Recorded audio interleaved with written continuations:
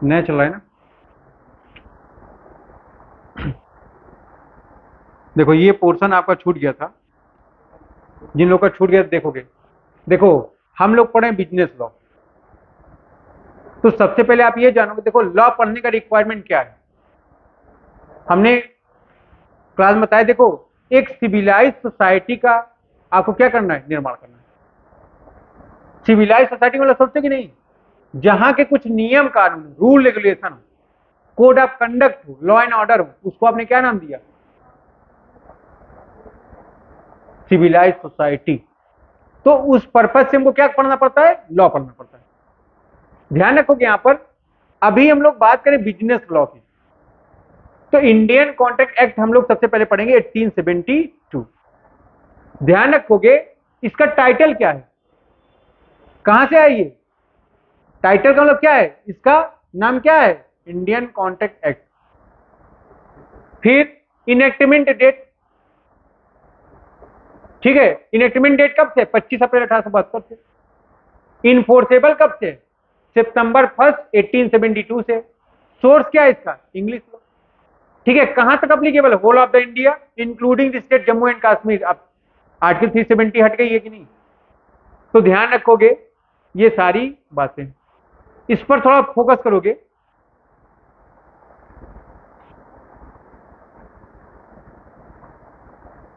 देखो जो हमारा लॉ है, इंडियन कॉन्ट्रैक्ट एक्ट, वो सितंबर 1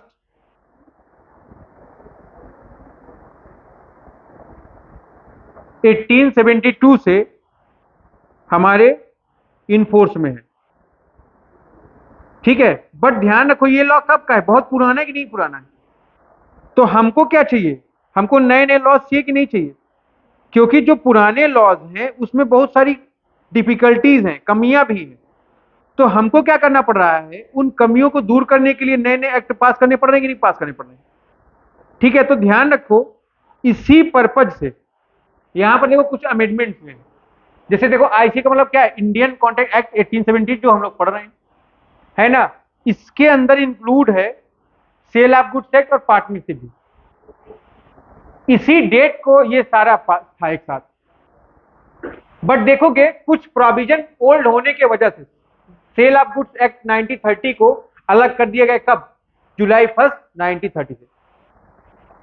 और 1 अक्टूबर 1800 सॉरी 1932 में, ऑन 1 अक्टूबर 1932 में इंडियन पार्टनरशिप एक्ट 1932 को आपने क्या कर दिया, सेपरेट कर दिया। बट आप हमको ये बताओ, क्या वो एक्ट यहां से अप्लीकेबल है कि यहां से अप्लीकेबल है तो यहीं से अप्लीकेबल ना। तो ध्यान रखो इसीलिए यहां पर वर्ड यूज किया गया रेट्रोस्पेक्टिवली। जो इसकी लॉज है, रूल रेगुलेशन है, सेक्शन है, वो रेट्रोस्पेक्टिवली यहीं से अप्लीकेबल है, ना कि इस डेट से। इस डेट से तो अप्लीकेबल है ही प्रोस्पेक्टिवली, क्योंकि इसी डेट को ये क्या हो गया, अलग एक्ट बन गया। बट इसके प्रोविजन यहां से आए हैं, आए कि नहीं आए। तो इसीलिए ध्यान रखोगे रेट्रोस्पेक्टिवली ये सारे एक्ट अप्लीकेबल होंगे, कब से, 1872, सितंबर 1 1872।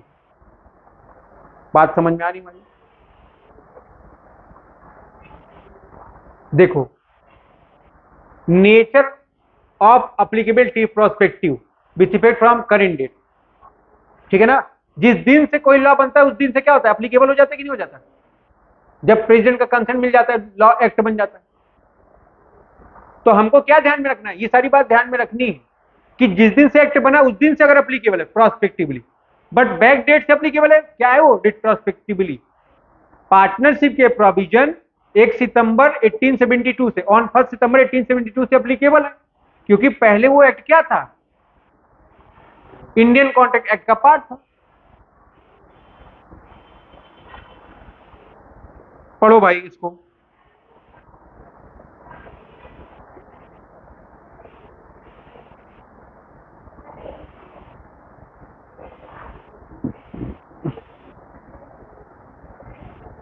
हम इसको 4 पार्ट में डिवाइड करके पढ़ाते हैं। ठीक है, पार्ट नंबर 1 है आपका journal principle of contract. Journal principle of contract का क्या है, सेक्शन 1 से 75। फिर पार्ट 2 है आपका contract relating to sale of goods act, खत्म हो गया इसके लिए। इसके लिए नया एक्ट आ गया ना, सेल ऑफ गुड्स एक्ट 1930। ये सारे प्रोविजन हम लोग अगले एक्ट में पढ़ेंगे। फिर पार्ट नंबर 3 है आपका स्पेशल कॉन्ट्रैक्ट, जो कहां से कहां तक बताया गया, सेक्शन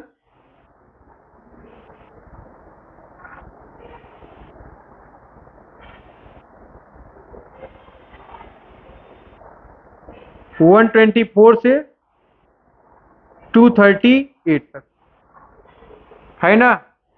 इसमें इंडेमनिटी, गारंटी, बेसमेंट प्लेज कई सारे, ठीक है। फिर पार्ट नंबर 4 है हमारा contract relating to the partnership act, जिसको सेक्शन 239 से लेके 266 में डिफाइन किया गया, ठीक है। ध्यान रखोगे इसमें एक नया एक्ट पास किया गया जिसका नाम क्या रखा गया, इंडियन पार्टनरशिप एक्ट 1932, ठीक है। तो हम क्या कर दिए, इसको 4 पार्ट में डिवाइड कर दिए, जिससे कि क्या हो जाइए, आपको थोड़ा इजी पड़े, ठीक है। तोड़ तोड़ के प्रोविजन पढ़िए, ठीक। तो हम लोग आइए यहां से स्टार्ट करते हैं। देखो लिखा द इंडियन कॉन्ट्रैक्ट एक्ट 1872 की बात यहां पर की जा रही है। देखोगे इसकी मीनिंग क्या है। जब आप बात करोगे मीनिंग की, दो मीनिंग है इसकी, है ना। एक मीनिंग है ऑक्सफोर्ड डिक्शनरी के अनुसार, इसका मतलब क्या है, ऑफिशियल रिटन एग्रीमेंट, जिसको क्या कर दिया गया, यहां से बाहर कर दिया गया। क्योंकि ध्यान रखोगे ये जनरली कहां पर अप्लीकेबल है, ट्रांसफर ऑफ इमूवेबल प्रॉपर्टी, ठीक है। Agreement must be in writing, transfer of property act, ये सारी बात वहां पर हो जाएगी। फिर देखोगे जब आप मीनिंग की बात करोगे तो यहां पर देखोगे ओरल और रिटन एग्रीमेंट दो तरह के होते हैं, होता है कि नहीं होता है। एग्रीमेंट बेटा दो तरह का होता है, कौन कौन सा होता है जरा आप हमको बताना चाहोगे, ओरल और रिटन। ओरल एग्रीमेंट क्या होता है, हाँ वेरी गुड। बस देखो जब यहां पर पढ़ाया जाए तो आप क्या किया करो, पार्टिसिपेशन कोशिश करें, ठीक है ना। देखोगे कॉन्ट्रैक्ट जो है हमारा ये दो तरह का होगा,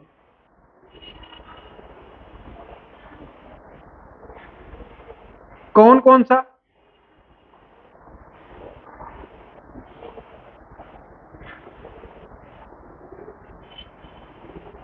देखोगे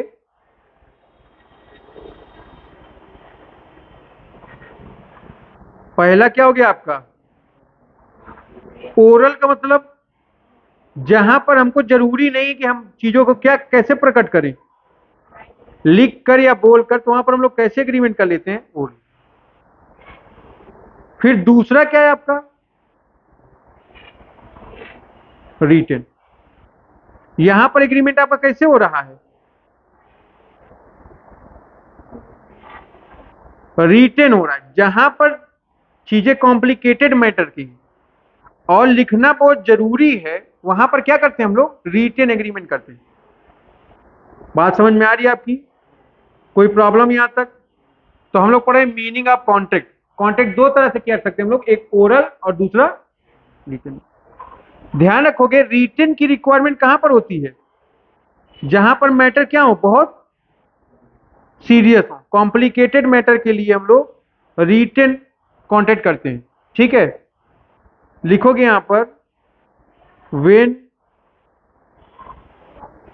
written contract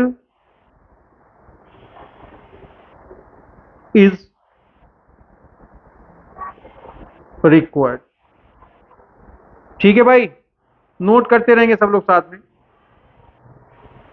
देखो हमने एक लॉ का आपको नोट्स दिया है, दिया कि नहीं दिया, वो आपको क्या कर रहा है, एक पॉइंट को आउट कर रहा है। आप क्या करोगे, शॉर्ट में उस जितने हेडिंग से आप याद करोगे, बट क्या करेंगे हम धीरे धीरे लिखाते रहेंगे, इससे क्या होगा, आपके सारे मैटर यहां से क्लियर होते जाएंगे।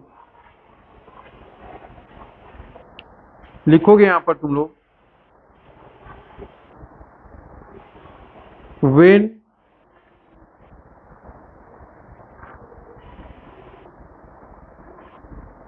a written contract is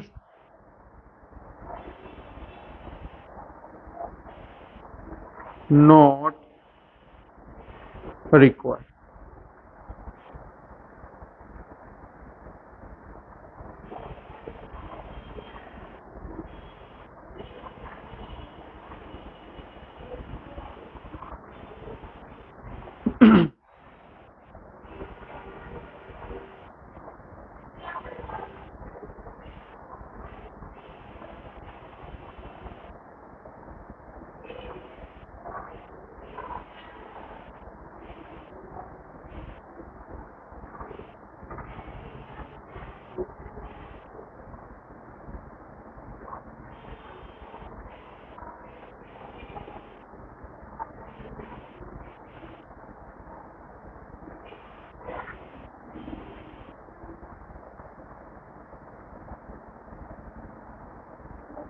पुराने लिखे हैं इसलिए गड़बड़ हो गई थोड़ी।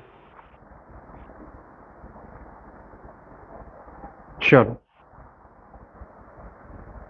ठीक है, तो हम लोग कॉन्टेक्ट दो तरह कर सकते हैं, ओरल में या रिटन में। जहां पर रिक्वायरमेंट नहीं ओरल, अब मान लो हमको तुमको ट्रिप पर जाना है, 10,000 रुपये खर्चा है, हम लोग मान लो घूमने जा रहे हैं, कहां, वृंदावन घूमने जा रहे हैं।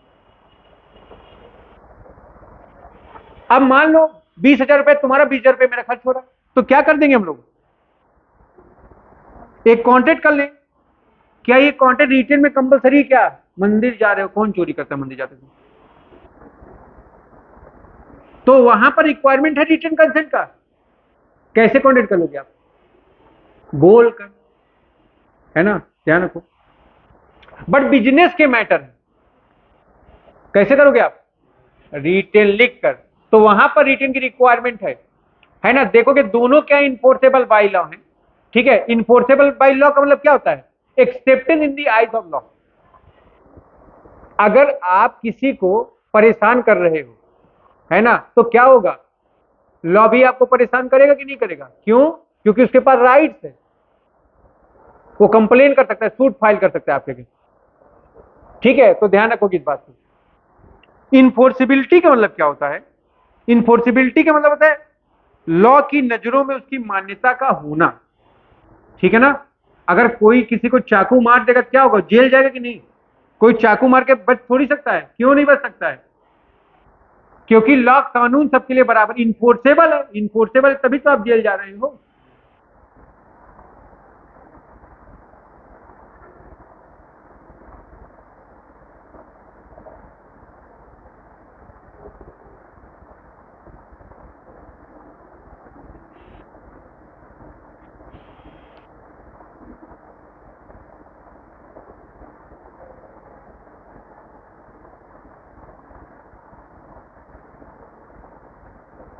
देखो अगर इन्फोर्सेबल है, क्या लिखा है, यस लिखा कि नहीं सर, तब तो क्या होगा, वो वैलिड होगा। अगर इन्फोर्सेबल नहीं है तो वो क्या हो जाएगा? अब रीजन इसका कुछ भी हो सकता है। देखोगे रीजन क्या है आपका, डोमेस्टिक एग्रीमेंट हो सकता है या सोशल एग्रीमेंट हो सकता है,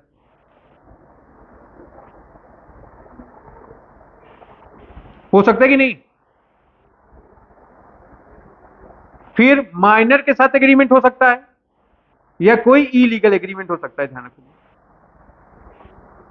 ठीक है। एक बच्चे के साथ आपने एग्रीमेंट कर लिया, बच्चा means the person is not a major, means minor. आप अभी पढ़ेंगे मोहरी बीवी वर्सेस धर्मदास घोष का एक केस है ना। तो मोहरी बीवी ने क्या किया था, धर्मदास घोष को लोन दिया था, लोन के बदले प्रॉपर्टी पेपर रख ली।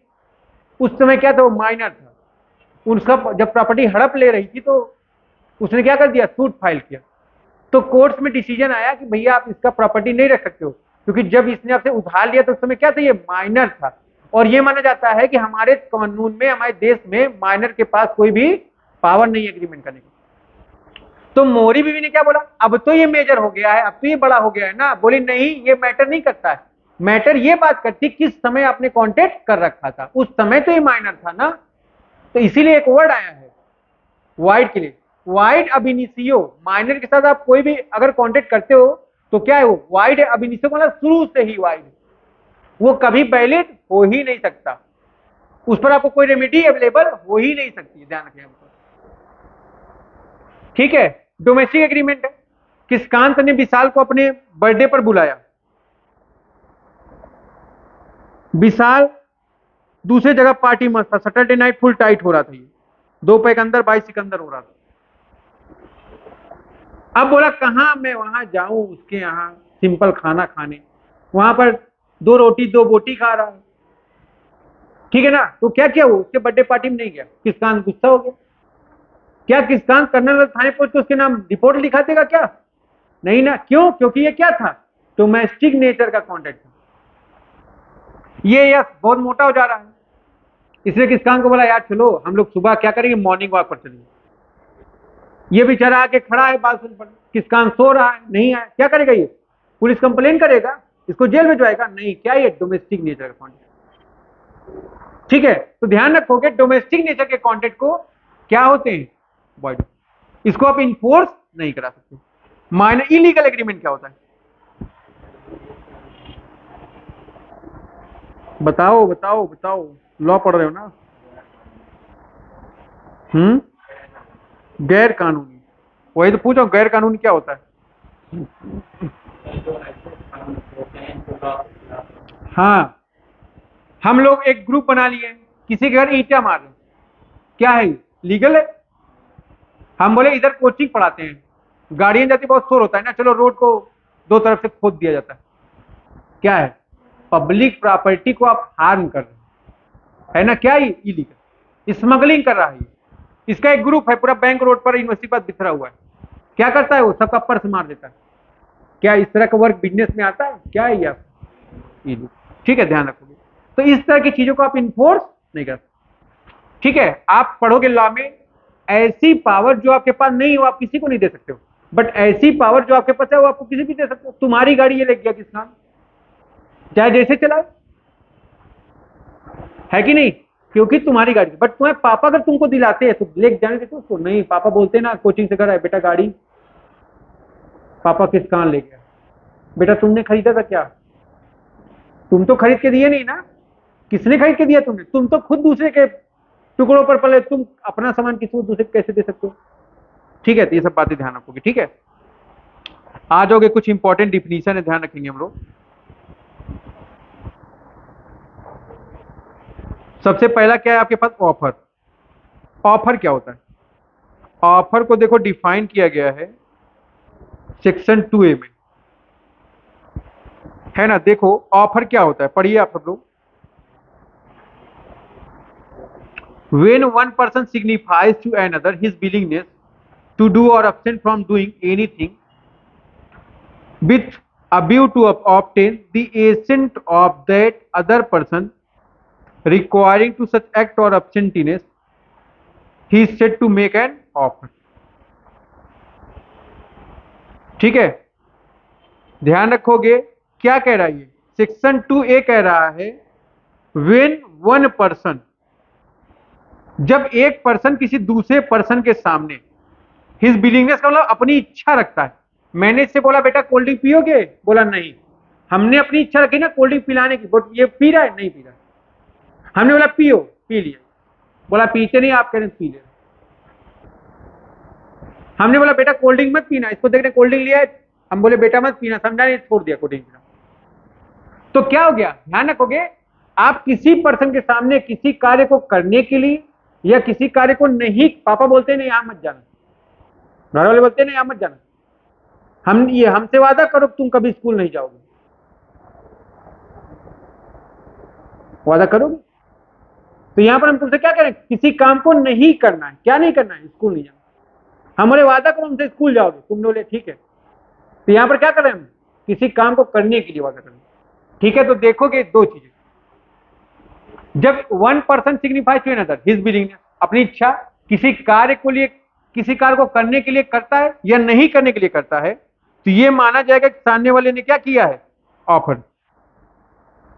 बात समझ में आ रही नहीं, ऑफर आप किसको दे सकते हो, ऑफर आप किसी भी दे सकते हैं। हमने बोला तुम अगर सीए फाउंडेशन में क्वालिफाई कर गए हम तुमको 1 लाख रुपए देंगे, ये ऑफर किसके लिए, केवल इनके लिए। सारे लड़के देखो क्लास के हंसने लगे, सबको मिलेगा क्या, सबको नहीं मिलेगा, किसको मिलेगा, केवल इसको।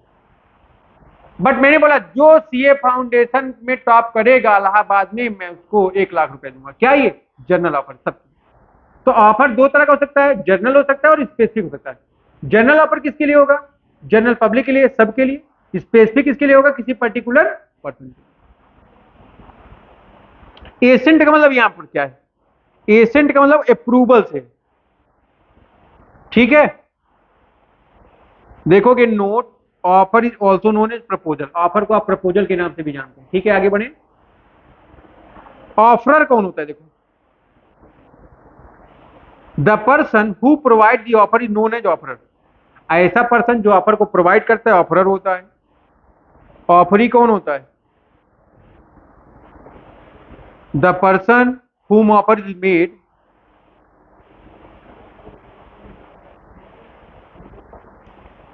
offer is made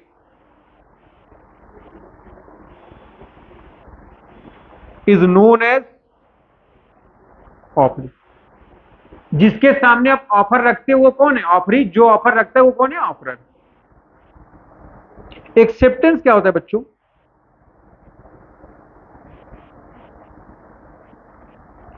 when the person to whom the offer is made signifies his assent thereto, the offer is said to be accepted। क्या मतलब हुआ इसका? जिसके सामने आपने ऑफर रखा हुआ है, अगर उसने अपनी एसेंट प्रोवाइड कर दी है उस पर, तो माना जाएगा क्या है? वो ऑफर एक्सेप्ट कर लिया। एसेंट का मतलब क्या है? सहमति देना। ठीक है, तो ध्यान रखोगे आप the person to whom the offer is made signifies his assent thereto, उस पर अपनी सहमति प्रोवाइड कर देता है। ठीक है, कौन प्रोवाइड करेगा? ऑफरी। ठीक है, तो माना जाएगा ऑफर क्या हो गया आपका? एक्सेप्ट हो गया। ठीक है, ऑफर को एक्सेप्ट कौन करेगा? केवल ऑफरी। ठीक है ना?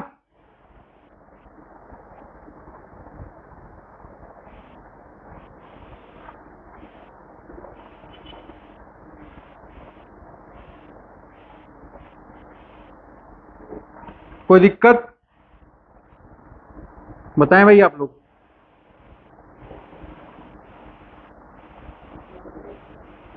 आगे बढ़ूं मैं?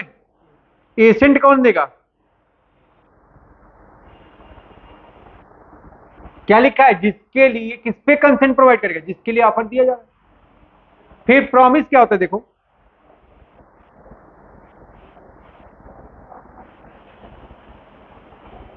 Offer one accepted will become promise. देखो यहां पर ऑफर था, एक्सेप्टेंस था, क्या बन गया? ये बिकम प्रॉमिस। ठीक है, कोई डाउट आपको यहां तक?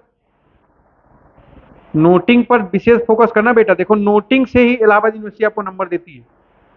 जितनी अच्छी नोटिंग, जितने अच्छे नोट, उतने अच्छे मार्क्स। प्रॉमिसर कौन होता है? The person who provides the offer. जो पर्सन क्या कर रहा है? ऑफर प्रोवाइड कर रहा है। Whose offer is accepted is known as promisor. जिसका ऑफर आप एक्सेप्ट करें वो कौन है? प्रॉमिसर। और प्रॉमिसी कौन होता है भैया? देखोगे, the person who accept the offer. जो पर्सन क्या कर रहा है? ऑफर को एक्सेप्ट कर रहा है। ध्यान रखोगे, किसके ऑफर को? ऑफरर के। तो वो कौन कहलाएगा? प्रॉमिसी कहलाएगा। कंसिडरेशन क्या होता है जरा बताओ तो। जैसे हम तुमको अकाउंट पढ़ा रहे थे, तो वहां पर पहले कीवर्ड पढ़ाए थे, तब अकाउंट तुमको अच्छे समझ में आने लगी। इस तरह देखो, लॉ में पहले आप कीवर्ड पढ़ लो। इन सबको, जिनका आप एक एक नाम पढ़ रहे हो ना, इन सबके एक एक चैप्टर है। कंसिडरेशन क्या होता है?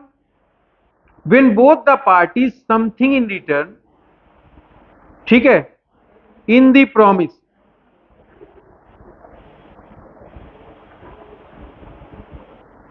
made by them, that thing in return will be termed as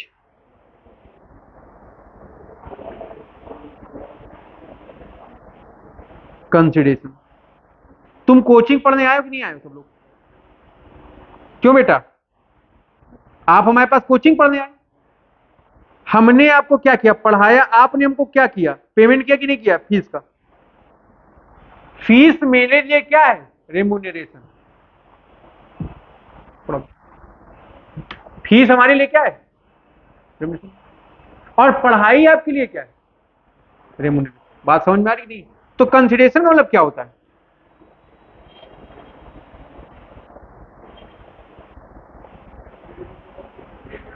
बताओ बेटा।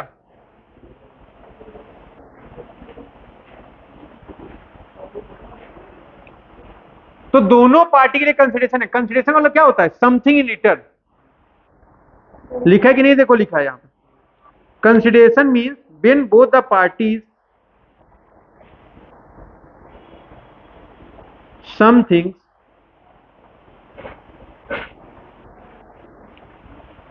in return in the promise made by them, that thing is return will be termed as consideration। उसको क्या बोला जाएगा? आपको कंसिडरेशन। क्विड प्रो को का मतलब क्या है? कंसिडरेशन का होना कंपलसरी है, बट जरूरी नहीं कंसिडरेशन कितना हो। हमारी गाड़ी में इसको 1 लाख की गाड़ी 1 रुपए में बेच दूं, 1 रुपए कंसिडरेशन है ना मेरे लिए। 10,000 में बेच दूं तो कंसिडरेशन है ना, बट कंसिडरेशन का है भी होना ये कंपलसरी। ये डिफिनीशन आप पढ़ेंगे घर पर जाके, अभी हम इसको सेंड कर देंगे आपको। ठीक है यहां तक? यस, थक गए क्या? जमाई तो मोटी मोटी ले रहे हो बेटा तुम।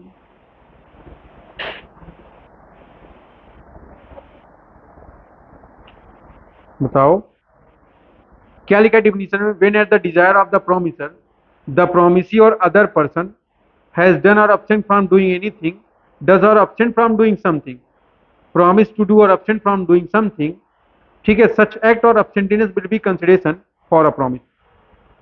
जब प्रपोजर या प्रॉमिसर ने तुमको कोई बात बोली कि ये काम करो या ये काम ना करो, या ये काम कर भी सकते हो नहीं कर सकते हो, तुम उस अपनी इच्छा से उस काम को कर रहे हो या नहीं कर रहे हो, तो ये माना जाएगा आपने क्या कर दिया है? कंसिडरेशन प्रोवाइड कर दिया। ठीक है, देखोगे नोट है, past consideration is not a valid England. ठीक है ना? पास्ट में अगर कोई कंसिडरेशन दिए हो, उसको वैलिड नहीं किया गया कहां पर? इंग्लैंड में, लेकिन इंडिया में वैलिड किया गया है। ठीक है, ध्यान रखोगी बात को। प्रॉमिस है और कंसिडरेशन है, क्या बन जाती गई? एग्रीमेंट। अब सवाल हमारा ये उठ रहा है, एग्रीमेंट क्या होता है? Every promise and every set of promise forming consideration for each other and agreement. ठीक है, ध्यान रखोगे। एग्रीमेंट है, इनफोर्सिबिलिटी है, तो क्या बन जाएगा? वो कॉन्ट्रैक्ट बन जाएगा। ठीक है, एग्रीमेंट का मतलब क्या होता है? जब कम से कम दो party, at least 2 party, same subject matter पर सेम सेंस से अपनी कंसेंट प्रोवाइड कर दे। हमको चाय की दुकान खोलना है, इसको भी खोलना है, हम दोनों मिले, हाथ मिलाए, चल बेटा चाय की दुकान खोलते हैं। कम से कम 2 पार्टी है, सेम सब्जेक्ट मैटर, चाय बेचना, सेम सेंस है, कंसेंट है, क्या बन गया? एग्रीमेंट। 10 पढ़ो। कॉन्ट्रैक्ट क्या होता है? An agreement which is enforceable by law is a contract. ऐसा एग्रीमेंट जो इनफोर्सेबल है लॉ की तरह, वो क्या है आपका? कॉन्ट्रैक्ट। वाइड एग्रीमेंट क्या होता है? An agreement which is not enforceable by law is a void agreement. हाँ, अभी हमने जैसे आप लोग को बताया था ना, अगर आप क्या कर रहे हो, माइनर के साथ एग्रीमेंट कर रहे हो, जबरदस्ती एग्रीमेंट कर रहे हो, इससे ये नहीं बोला सर जमीन बेचना है, बेटा दे दो, बोला क्यों दे दे? हम बोले पैसा देंगे, कुछ रिलैक्सेशन कर देना। क्यों रिलैक्सेशन करें? आप फीस में रिलैक्सेशन करते हैं? तो हमने क्या किया, 4 लोग बुलाए, इसको बहुत मारे, डर के मारे इसने क्या करके अपनी जमीन, तो हमने जबरदस्ती लिया ना इससे। क्या है ये? भाई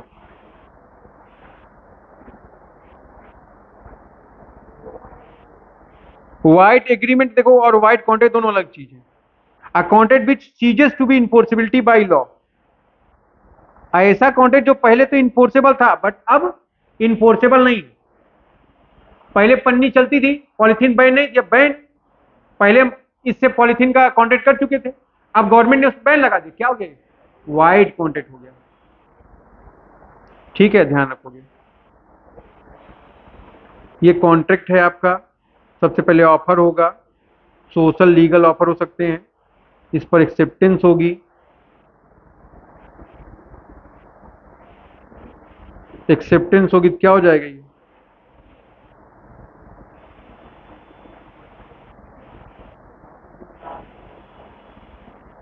फिर प्रॉमिस के साथ क्या होगा, कंसिडरेशन होगा, क्या बन जाएगा, एग्रीमेंट बन जाएगा। अगर इन्फोर्सेबल बाय लॉ है क्या बन जाएगा, कॉन्ट्रैक्ट। कैसा कॉन्ट्रैक्ट, वैलिड कॉन्ट्रैक्ट। लेकिन अगर इन्फोर्सेबल नहीं क्या बन जाएगा, ये void agreement। ठीक है, इसको आपको ध्यान रखना। भेज देंगे, आराम से बैठ के लिखना। अब हम लोग नए टॉपिक से जब बात करेंगे तो इंडियन कॉन्ट्रैक्ट एक्ट से बात करेंगे। ठीक है, आज तक की जो हम लोग की बात है यहाँ तक आप एक बार पढ़ लेना। हम नोट सेंड कर दे रहे हैं आराम से, इसको एक बार पढ़ के आओगे तो मैं पढ़ाऊंगा तो आपको नहीं समझ में आएगा। ठीक है ना, चलो तब तक के लिए बाय।